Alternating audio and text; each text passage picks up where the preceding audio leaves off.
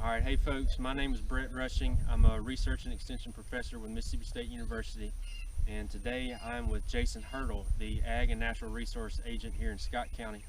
And Jason called us and wanted us to come out and kind of do a pasture walk with him. Prior to COVID-19, we had in our plans to do these pasture walks periodically throughout the summer, but because of travel restrictions, we decided to do these in a short video series. And so Jason was willing to allow us to come out and talk to him a little bit about what's going on here at the property, and to kind of do that pasture walk here in a digital setting. Jason, can you tell us a little bit about what we're looking at today? Yeah, Dr. Rushing.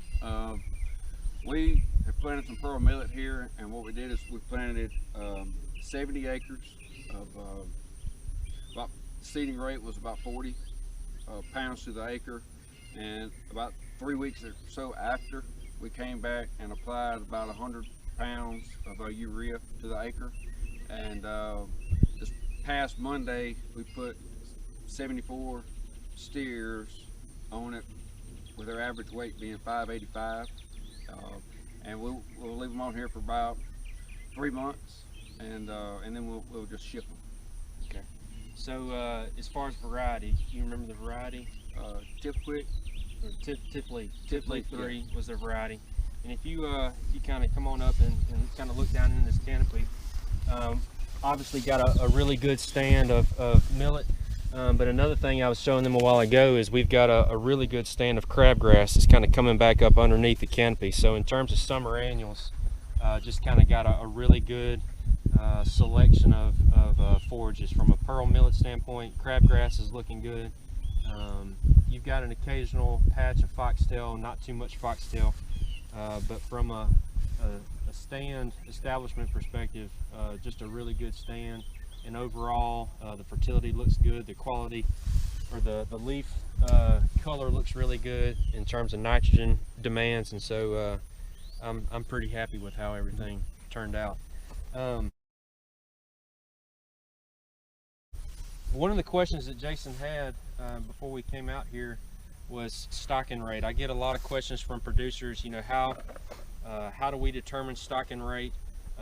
What are some tools that we can use to determine stocking rate, or even from a summer annual perspective, how do we manage stocking rate? And there's a couple different ways that you can go about that, but one of the first thoughts that come to my mind is not necessarily applying a stocking rate, but managing the herd in terms of managing the grass heights. And so from a pearl millet standpoint, usually we recommend beginning grazing anywhere from 18 to 24 inches, and then grazing that forage down to 8 to 10 inches. And so whatever kind of stocking rate or stocking density that you apply, you're essentially grazing those pastures to meet that height requirement. You don't want to overgraze it below that 8 to 10 inches, because it's harder for that grass to come back. It won't tiller as well. And then plus, once they begin to overgraze it, the quality of that forage begins to drop. But you want to maintain your stocking rates to that forage height, in that 10 to 20 inch range. And so depending on the class of animals you've got, depending on the rate of gain that you're expecting them to get, and depending on their dry matter intake, all those variables kind of go into dictating your stocking rate. And so, like Jason mentioned, the kind of animal he's got, they're averaging 585 pounds.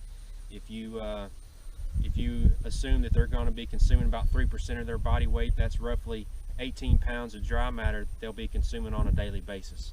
And so, based on that number and expected rate of gain, we can go into a setting like this and use a few tools to kind of help us predict the type of rate of gain that they might get, and also kind of help predict the number of days that they might be able to graze any given pasture. And so what I wanted to do briefly, and I've got Ken Waddell. Ken is a graduate student with us there at the experiment station in Newton, and he's going to kind of show us some of the sampling methods that we have that we can use to determine dry matter yield. And so if someone were to say, well, Brett, I've got pearl millet out here, how many days of gain can I, or how many days of grazing can I get off of this? How long can we graze this? And one of the ways that we can do that is we can take this a given area, so this is a 2 square foot area, and we can lay that down at random locations throughout the field, and it's kind of like soil sampling. The more samples you take, you know, the more accurate a measurement you can get. But obviously these take time, and so we've got to consider that. But what we can do is we can actually clip what's inside of that given area. And what Ken is doing, if you notice, he's clipping at about a 6 to 8 inch range. If we were to clip that sample all the way down to 3 inches, that's not representative of what a steer will be doing. They're going to graze it down to that 8 to 10 inch range. And so he's taken the forage sample clippings at that height.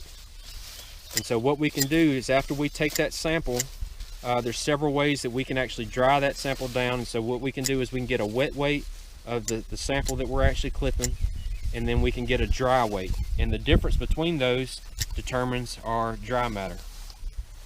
And there's several different ways that you can dry that down. You can do it in there's a microwave technique where you can actually, I think Jason and I have actually done that before, where we can take that wet sample and dry it down in a microwave. You can obviously put it in an oven if you've got a greenhouse setting where it's going to be dry and hot. You can put them in like a paper sack and allow it to dry down that way. But from a research standpoint, what we'll do is we'll take that wet sample, we'll get a wet weight on it, we'll actually put it in an industrial drying oven. We'll dry it down for about 72 hours at 110 degrees, and then after 72 hours, like I said, we'll reweigh it. And then if you divide your wet weight by your dry weight, that'll give you your percent moisture. And so after you determine your percent moisture, 100 minus your percent moisture actually gives you your amount of dry matter. And so then you can extrapolate your dry matter from that 2 square foot area and then apply that to an acre standpoint. So for instance, if I had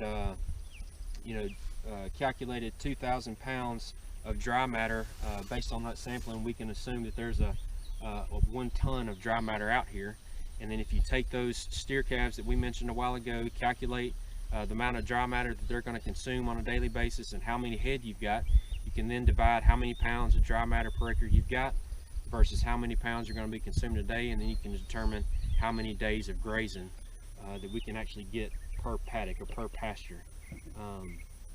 Another way, I brought another tool that you can help estimate dry matter is using a rise and plate meter. And this is a little bit fancier version. It's a GenQuip rise and plate meter, but what this allows you to do is, based on calibrations within this unit, you can actually go, and based on the response of the pressure of the grass, rising this plate meter up along with the height of the distance it's got to go to press, you can actually, it will actually give you a calculation of dry matter.